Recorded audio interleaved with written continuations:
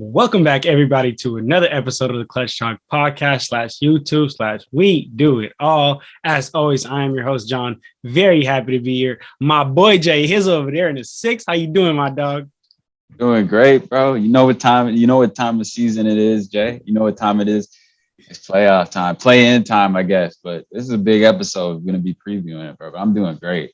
Best time of the year. Man, Jay, like how you said, playoff/play-in. I remember a couple episodes ago, Jay, we went back and forth. We were saying, like, is play-in postseason? Because it's technically after the season, but it's not really playoff basketball, man. But no matter what, Clutch Talk is here to bring you that fire, man, bring fire predictions. So, Jay, that's exactly what we're going to get into today, man. We're going to just straight talk about who we got winning these play-in games, and maybe some reasons, maybe some X factors as to why, and we'll just go from there. Does that sound cool to you, my brother?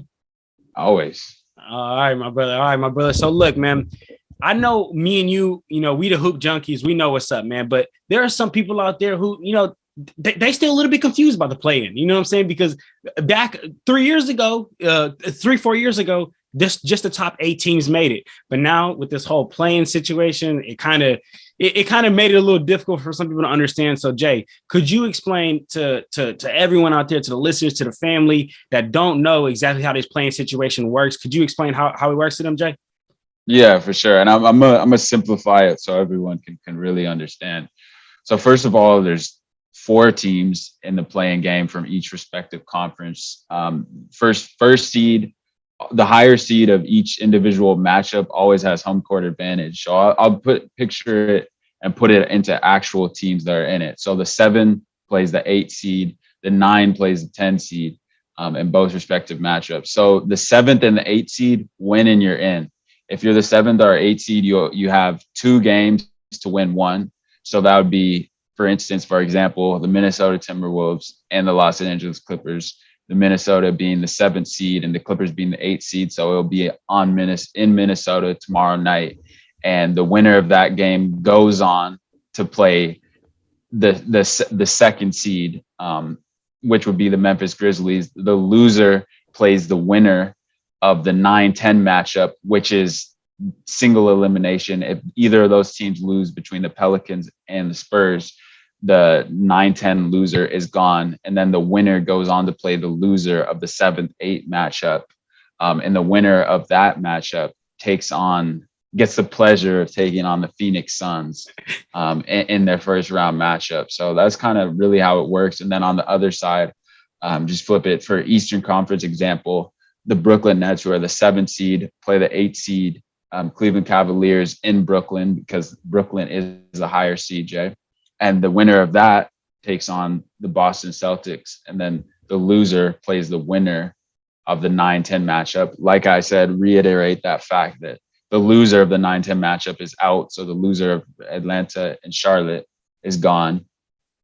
And they play either the loser of, Brooklyn, Cleveland. The winner will take on the Miami Heat in their first round matchup, who is the 1 seed. So that's kind of how it works, man. Man, Jay, thank you for that. Because honestly, Jay, I remember like when the whole play-in got initiated in the NBA, it took me a while to even understand how this even works out, man. But that was a great breakdown of it, my brother. So for all the people out there, man, if you didn't catch that, just go back and that's exactly how it works. Yeah, but throw a picture up there too for them to see. Man, I throw a picture of the play-in of the whole play-in bracket and all that. So for the guys on YouTube, that's why it's so important for the people to listen on the podcast. Make sure you come check out on YouTube, man, because the pictures just makes it a whole different shebang, man. But anyway, Jay, enough of that, Jay. Let's get into the greedy. Let's get into the patty. You know when you eat a burger, Jay, and you don't just want to eat the lettuce. You want to eat the beef, Jay. So that's what we're gonna get into, Jay. We're gonna get into the beef, man. So let's get straight into it, Jay. So the first game, let's just kick it right off. So the first night is Cavaliers, Brooklyn Nets. That's the first game that happens, and then after that would be the Minnesota Timberwolves versus the LA Clippers. So yeah, let's start off with that first game, Cavs and Brooklyn Nets, man. Let's get into it. Let's get into it, Jay. All right, man. So look, Jay, first of all, I think what's crazy is I didn't really realize this until I was kind of thinking about this matchup. I'm like, Kyrie, who got drafted by the Cavaliers and who was like the prodigal son of the Cavs for some time. Now Darius Garland really took over that ring, and I know Cavs fans all over the world just absolutely love Darius Garland. So it's just crazy, the battle of the point guards, battle of the Cavs point guards. So I just kind of wanted to point that out, and I just also wanted to say, Jay, don't be surprised if our boy Darius Garland has a great game and plays even better than Kyrie Irving, Jay. But I just wanted to ask you that, like, who you think is going to have a better game between those two? It's hard for me to go against Kyrie, man. This dude, he's serious. He's an NBA champion. He's been there, done that. He's been played in elimination games. He's come back from down 3-1 and had historic performances. So it's really hard to go favor Darius Garland in that matchup, despite the crazy season that he's had. But I'm gonna have to go with Kyrie in this matchup. If it's a one-off type of game, I think Kyrie will have a better game. No disrespect. No, not to discredit Darius Garland. I still think he's going to have a solid game. But when I look at the two and their body of work and just everything they've done up to this point, I've just seen Kyrie torch and perform to the highest level in elimination games before, unfortunately, in Game 7 and hit big shots time after time. So I'm going to go with Kyrie in this matchup. Man, JC, what do you think?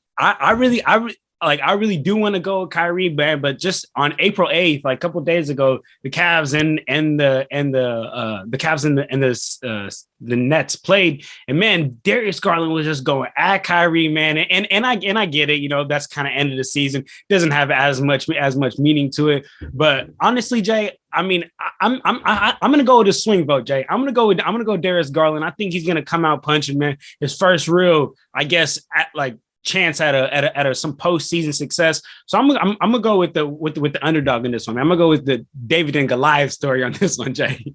Okay. All right, but then I want to talk to you about some other things that kind of some big factors about this game, and that's, I mean, the big elephant in the room is Jarrett Allen. Still out with that middle finger injury, and him being such a big part of what the Cavs do.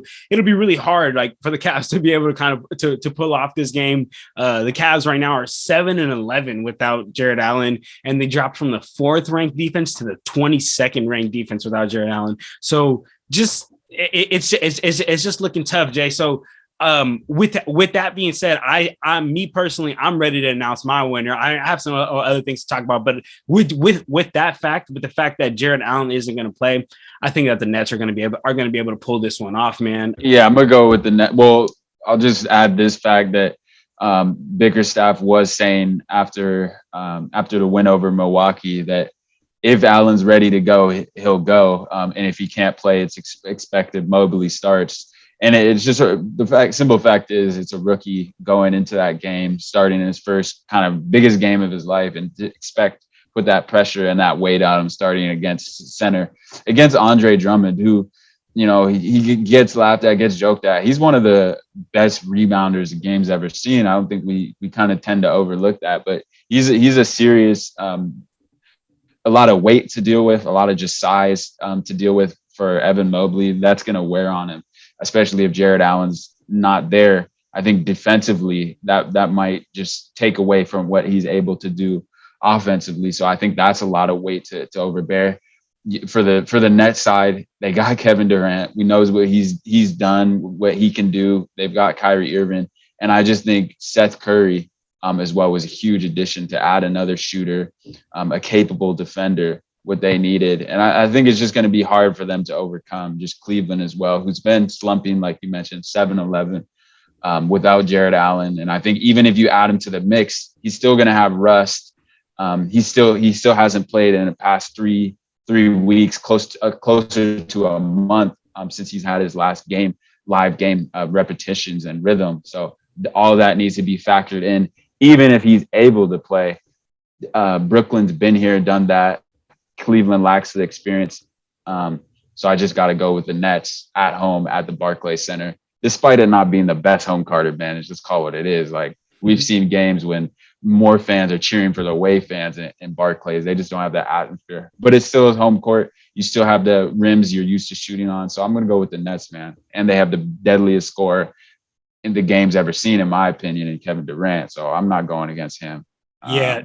I got the Nets in this one. Yeah, Jay. I mean, at the end of the day, it's really hard to go against the Nets because they have KD and I know I'm not going to quote it exactly quote for quote because I don't want to get KD wrong, but there was an interview and they were kind of talking to him when the Nets were struggling about the regular season, and KD basically kind of, if I'm going to sum it up, he basically kind of said the regular season doesn't really matter. Me and my guys know what to do come playoffs. Just put us in that position. And honestly, that's what KD that's what KD does. That's the epitome of KD. And then I just want to touch on a point that you brought up, Jay, that I really, really liked. You talked about Andre Drummond being, too big, right? Like too big. And as I mentioned, like the April 8th, the Cavs and Nets just played. And I was actually rewatching that game last night. I wanted to see a little bit of some stuff that was just on the court. And you could when you visibly just see like, wow, this guy is so much bigger. So I had to look up the weight, Jay, and the weight is so huge. Look, Evan Mobley is 215. Lauri Markkanen is 240. Kevin Love is 251.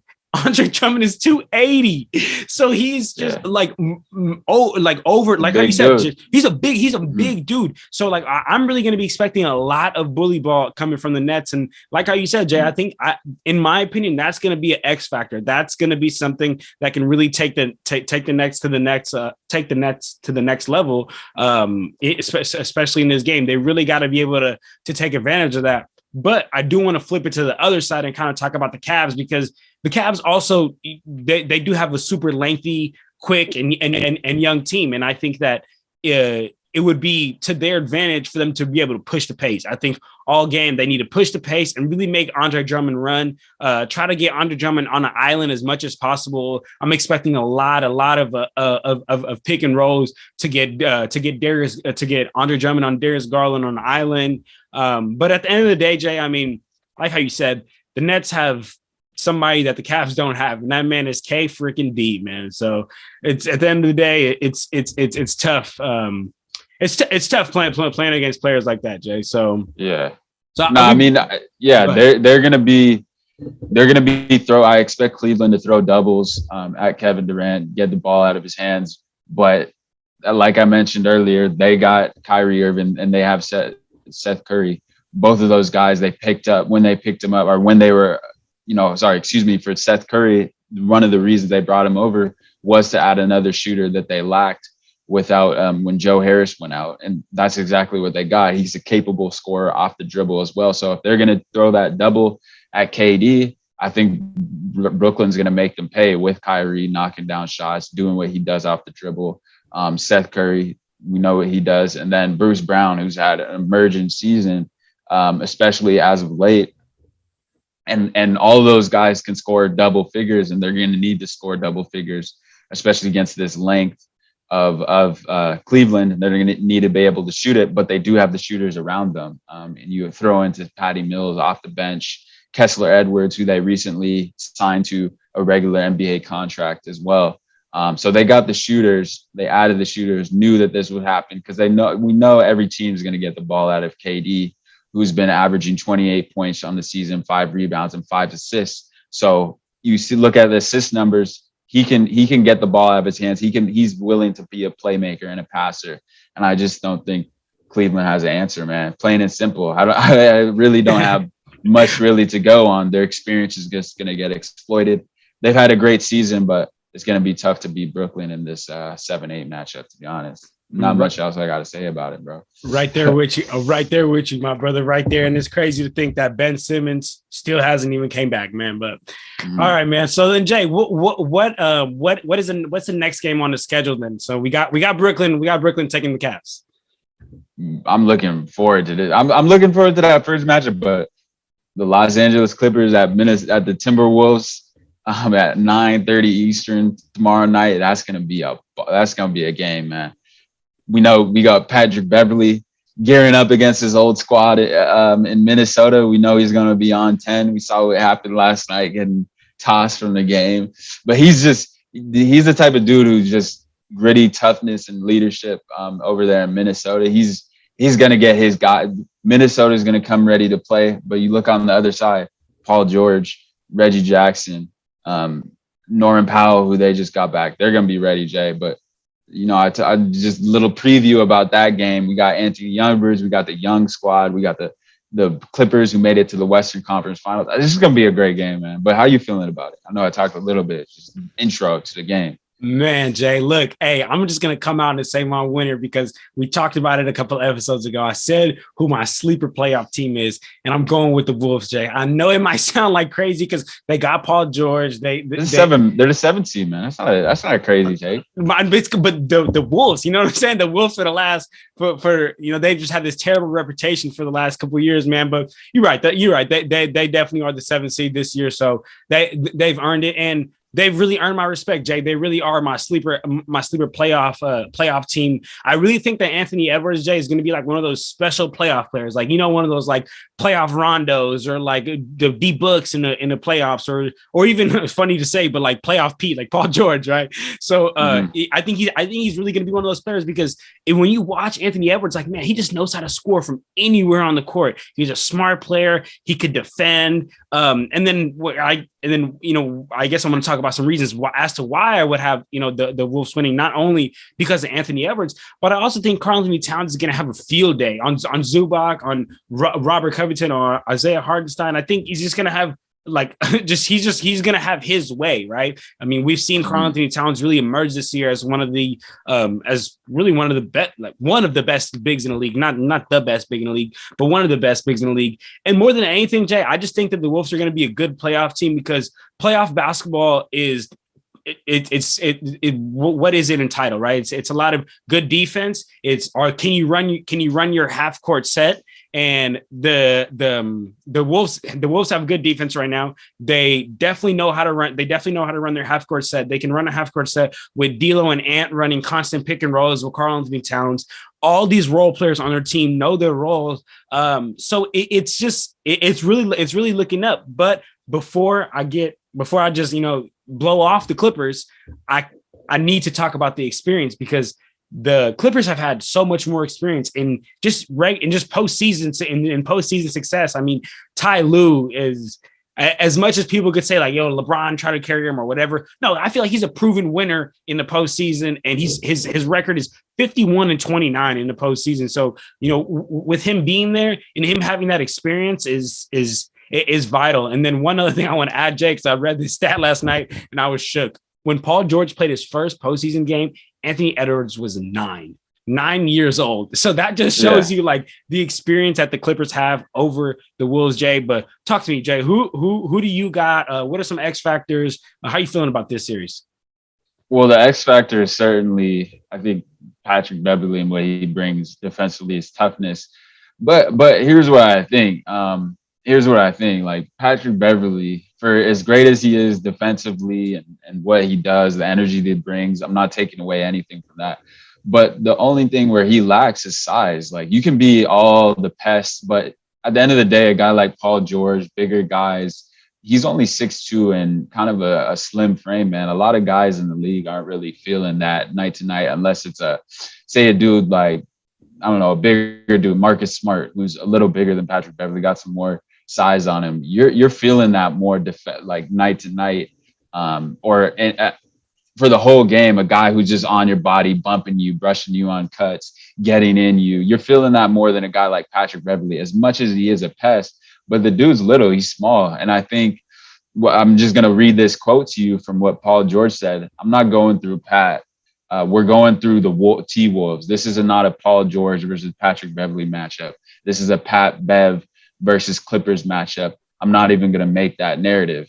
And that specific quote from Paul George, PG, shows me he's locked in. I mean, this is a Clippers team who's been to the brink of an NBA been to the brink of being in the NBA Finals just last season without Kawhi. We know he's not playing, but I just think the vast experience, playoff experience they got, that they're not going to fall into that trap of what Beverly does.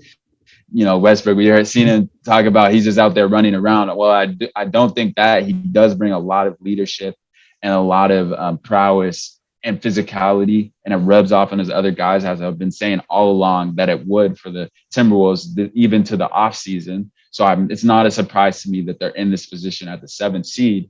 But I will say the experience of guys like Paul George, Reggie Jackson, Nicholas Batum, for they brought in for this very reason, the vast experience he has, Marcus Morris Sr., not to mention the depth that they have with Ivica Zubac, Isaiah Hartenstein, that can get scrappy on the defensive end. I think they can match up well with all the tools offensively that Towns, D'Lo, Anthony Edwards that they have. I think that mix of the depth that they have, and I didn't even mention Norman Powell, who just came back, Terrence Mann, Robert Covington, Luke Kennard.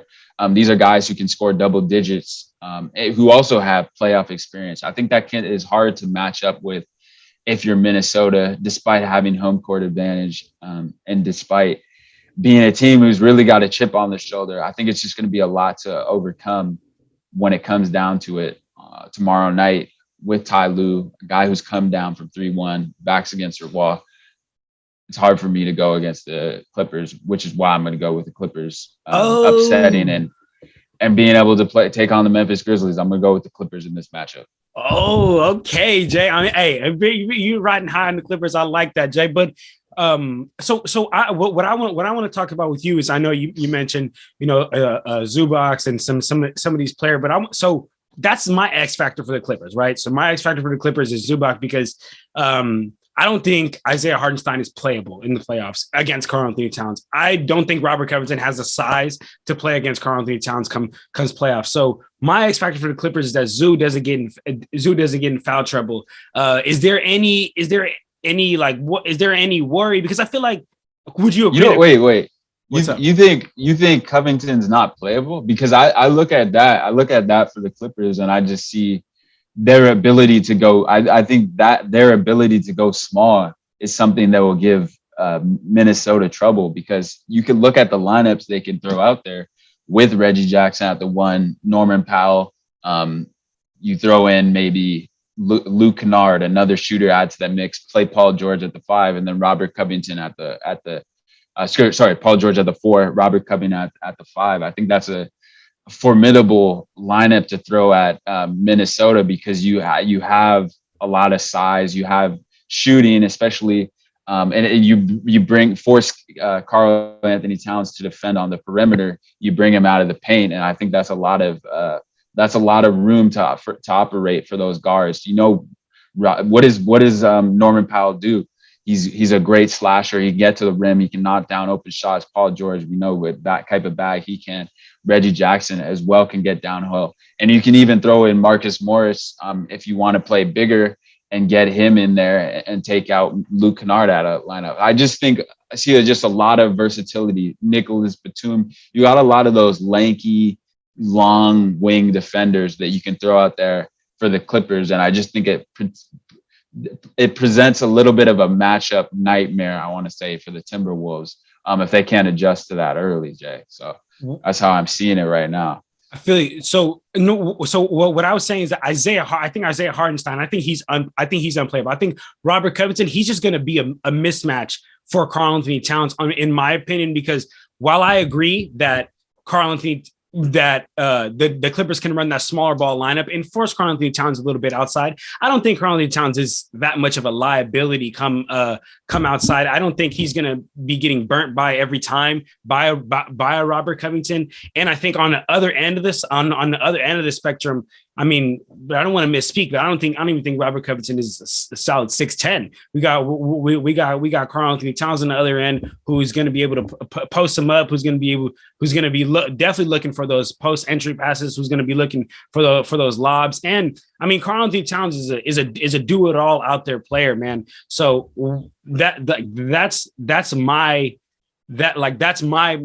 point of worry for the Clippers is if Zoo isn't there to be big that big body banging with Cat, then I don't think Hartenstein's playable. He's just not good enough, in my opinion. And then Robert Covington is going to be a mismatch, but it'll also be a mismatch on defense, man. So like how you said, Jay, this is going to be an intense matchup, man. This might be one of the games out of all the playing games I'm looking forward to most, to be real, because it could just go both ways, man. Just intense game. But I just want to add before we move on, the X factor for the Wolves. We've been talking about him all year, Jay. Malik Beasley, bro. You know, when he plays well, he's able to spread the floor for the Wolves, man. And I'm not going to say that when he's scoring, I'm not going to say that they have 4 elite scorers, but I would say they have 4 above average scorers. And Karl-Anthony Towns, I would call him elite. Anthony Edwards, I'd call him above average scorer. D'Lo, I'd call him an about average scorer. And Malik Beasley, when he's playing up to the level that we know he can play at, I would call him an average to above average scorer, man. So I think he can be that X factor for the Wolves to be able to really kind of take that jump, Jay. So, man, Jay, we got a lot on this one, Jay.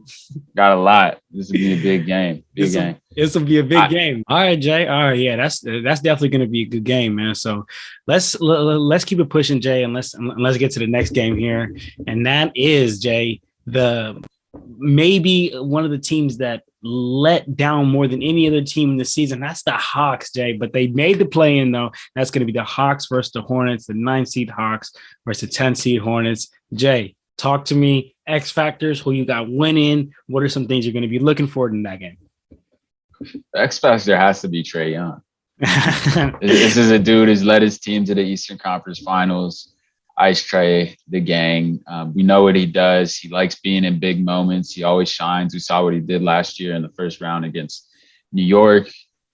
Round 2, took out the number 1 seed, Philadelphia 76ers, and then, flirted and battled with with beating and moving on to the NBA Finals against the champion team that ended up being the NBA champions, Milwaukee Bucks and Giannis Antetokounmpo. So I look at Atlanta, and it's got to be Ice Trae Young. He's got to be the X factor in order for just for the Hawks to win. And then I'm gonna flip it to the other side, and the X factor is actually not LaMelo Ball. I agree. The X factor to me is Kelly Oubre. Hey, me too, Jay. I had the same thing. Yeah. The off the bench production is going to be crazy, Jay. Yeah, it's Kelly Oubre, because I think you look at the other players, at this point, Miles Bridges, pretty consistent player. LaMelo Ball, we know what he does, distributing, getting his teammates involved, being the playmaker, getting those guys, controlling the tempo of the game. They like to play an up and down place. LaMelo Ball is always the leader, the catalyst for playing the system in the way that the Hornets want to play. If Kelly Oubre is knocking down shots, shooting them at the high clip, and we know how streaky of a shooter is, but if he's on in that one playing game against the Hawks, the Hornets are extremely hard being team to beat, because you have the other weapons they got in Terry Rozier. We know that Gordon Hayward's out, so that even puts more weight on Kelly Oubre, and he needs to step up and play more minutes, because they don't have the scoring of an underrated, untalked about Gordon Hayward, who's constantly battling with injuries. But that puts more weight and more emphasis on what Kelly Oubre needs to do. So he's the X factor for the Hornets, in my opinion. Man, Jay, I'm right there with you. I have here on my notes that, Oubre, I think another secondary X factor for them could be PJ Washington, because we know when PJ Washington, when he's hitting those threes, he could be that spark plug off the bench. That just adds a whole nother dynamic to them, Jay. So I'm glad we are on the same page with that. And then let me get, honestly, Jay, I'm just gonna get this out the way. I have the Hornets winning, Jay. I have the Hornets winning. Wow. And the reason why I got the Hornets winning is because we don't know the status of John Collins. And I mean, we've talked about this before on this pod. Like, John Collins is so vital to what the Hawks do. I mean, like, we've talked about this before, saying almost every Hawks offense possession starts with a John Collins and Trae Young pick and roll, or a Trae Young and Clint Capella pick and roll. That's how almost every single time their offense gets initiated. And I think that not having him in there is well, the status is undetermined right now, but he's missed the last 23 of the 27 games. So even if he returns, I mean, it's not going to be, the fully John Collins. He might have some rust to him. And then last year, we saw the Hornets get punched in the mouth in a playing game, and I think that actually teaches them. That taught them a huge lesson. That was a huge learning curve for them. But for my X factor on the other side of thing, on the Hawks things, I think it's going to be DeAndre Hunter though, Jay, because if John Collins doesn't play, he's going to need to be that defensive player who's going to have to slow down Bridges, because like how you said, Jay, we know Melo is going to bring, we know Bridges is going to bring, and I think the Hawks are going to focus their focal point on the Melo, but I think but you can't forget about a player like Miles Bridges. I mean, he's in contention for most improved this year. So I think that, he'll be a big X factor. I think Danilo Gallinari is going to have a big offensive game for the Hawks to really be to what we know the Hawks to be. And then one thing I also want to add is, I mean, I've said this before, when Trae Young doesn't play well, the Hawks really have a hard time. Like they are heavy reliant on Trae Young, right? And I know it sounds like, okay, well, every team's heavy reliant on their star.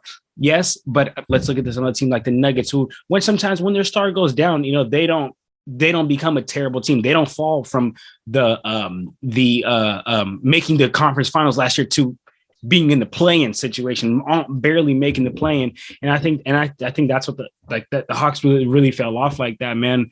So Trae Young has to have a good game. If he doesn't have a good game, it's going to be tough, man. So that's the reason why I'm going with the Hornets win, Jay. I know it might be a little bit of a hot take, but I want you to, who you got, Jay? Nah, that's where I have to backfire. We know where I got the Hawks because they do. Yes, Trae Young does need to have a good game. He does need to perform. He does need to ball out, but I have no reason to believe he's not going to. And I absolutely could put some money that he will. And if it's not, if they're trying to throwing doubles at him, getting the ball out of his hands, who better than have Trae Young, one of the best passers in the game, if not arguably the best at getting his players involved. But I will say another X factor is, we know he's going to be able to distribute, but like you said, they got it. Guys have to knock down shots. If John Collins isn't playing, Danilo Gallinari's got to knock down shots. Kevin Huerter, DeAndre Hunter, Clint Capella's got to be effective, changing the shot. Also, not only defensively, but as well as changing the game on that pick and roll and finishing above the rim like he did against Philly, giving me flashback. But in a one and done, one-off game like this, I'm going to go with the experience of the Hawks in this one. I think Nate McMillan's going to put his guys in positions to be successful. He's been there, done that, backs against the wall. They've won in Philly, backs against their wall. They took down New York. They made it all the way to the Eastern Conference Finals. And I just don't know if I can rely specifically on the Hornets and choose them with a confidence right now. So I'm gonna go with the Hawks. That experience, Trae Young being the best player in that game, and a one-off matchup. I just have more faith in what the Hawks can do, and I'm gonna go with the ATL Hawks in that one at home, man, as well. Jay, that plays a factor in it too. They got a nice home court advantage there in I think the State Farm Arena. So I'm gonna go with the Hawks there in that first round, man. First 9-10 matchup. Jay, I'm lucky starting to think you on the low a Hawks fan, Jay, because it was the year with the Philadelphia 76ers, and you always believing in them, Jay. Not a Hawks fan. I just think they're a good team, and I believe in Trae Young and what he does and playmaker though, Jay. Like I just, the Hawks haven't proven me wrong yet, and I think I'm gonna keep going with them. Right now in this playing game, I believe that they'll get to that next game, that next round in the playing game. Man, Jay, that's crazy. And another thing I just kind of wanted to bring up, and this is not kind of really doesn't have anything to do with the game, but it's just like, look at where the future of the NBA is, man. We got players like LaMelo and Trae Young, two younger than me, to be honest, players that are out there about to really like lead the league, be the next generation, man. So just, huge ups to the young talent in the league, man. I'd love to see it, Jay. But all right, Jay. So let's keep it pushing and let's talk about arguably the most boring game of these playing situation, Jay. And that is the 9th seeded Pelicans versus the 10th seeded Spurs. I'll just come off rip, Jay. I got the Pelicans slapping the Spurs. I mean, we were talking a little bit off camera. I just think that the offensive firepower of CJ McCollum and Brandon Ingram is just going to be too much. And and I just don't know. The Spurs already are not a great defensive team, so going against a great player like CJ McCollum, who, I mean, we know he's just offensive firepower. Brandon Ingram, I wouldn't say he's at the same level of CJ McCollum, but I would say I feel comfortable saying he's head over heels above anybody else on that Spurs team. So I mean, to be real, I got the Pelicans winning, and just want to give a huge shout out to the Pelicans because they started the season 1-14. Like that, just like, man, that shows you right there. Turn around and you get it together. You know what I'm saying? Yeah, as well. I'm gonna go with the Pelicans that one. I just like you mentioned the how CJ McCollum has been playing, Brandon Ingram, the young guys, Jackson Hayes. They're gonna possibly have Devontae Graham playing.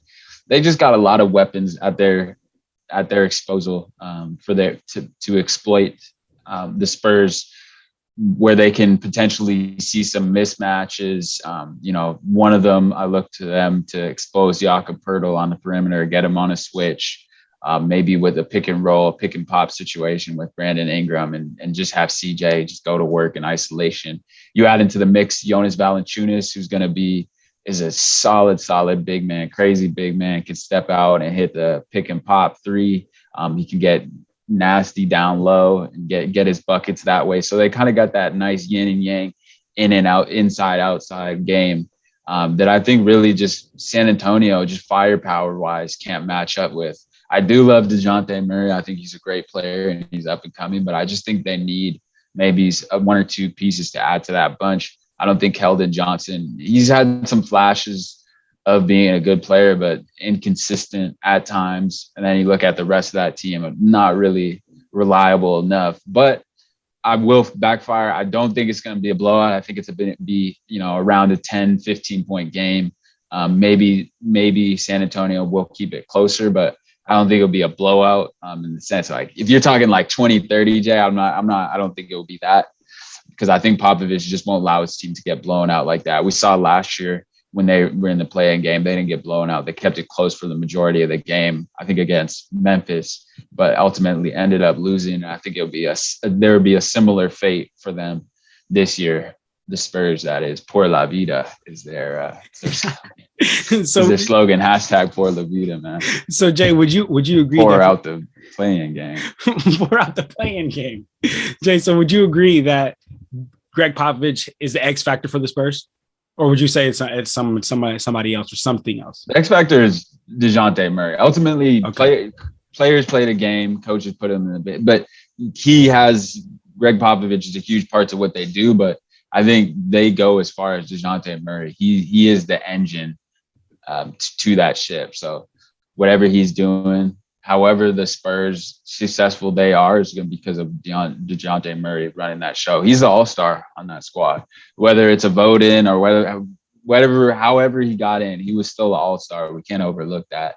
He is the only all-star in that game. So he's got to play like it. And if any Spurs have any chance of winning that game or being in that game, it's because of what DeJounte does. So, man, all right, Jay. All right, hey, I mean, out of all the games, this is what I'm least looking forward to, but I'm gonna be tuning into all the games. This is like one of my favorite like times about the year, with this postseason, because we actually now get a chance to watch every single game. It's tough to try to watch every single game in the regular season because like 5 games start at the same time and all this, that. So it's just it's great to really get to digest all of the hoop, Jay.